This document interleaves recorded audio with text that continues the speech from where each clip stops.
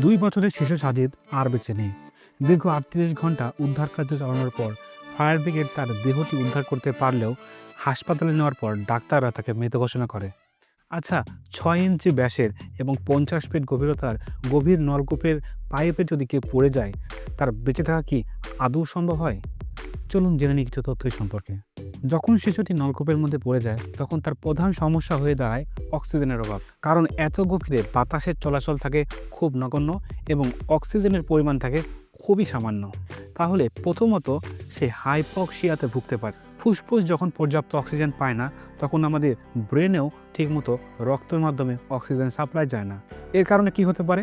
মানুষটি অজ্ঞান হয়ে যেতে পারে এবং এই অজ্ঞান হয়ে যাওয়ার সময় যদি 3 থেকে 5 মিনিটের বেশি সময় থাকে, তাহলে আমাদের ব্রেনে ইরিভার্সিবল ড্যামেজ হতে পারে, অর্থাৎ ব্রেনের কোষগুলো মারা যাওয়া শুরু হতে থাকে। এরপর আসি, অনেক উপর থেকে পড়ে যাওয়ার পর তার হাতে পায়ে আঘাত বা ব্রেনে আঘাত বা বুকে আঘাত লাগতে পারে। তৃতীয় শত্রু হতে পারে হাইপোথার্মিয়া এবং ডিহাইড্রেশন। এর কারণে শিশুটি শকে চলে যেতে পারে এবং শেষ পর্যন্ত তার মৃত্যু হতে পারে। আচ্ছা, তারপরে ধরে নিলাম ভিতরে পর্যাপ্ত অক্সিজেনের সাপ্লাই আছে, শিশুটির কোনো ইনজুরি হয়নি এবং ডিহাইড্রেশন বা হাইপোথার্মিয়া কোনোটাও হয়নি।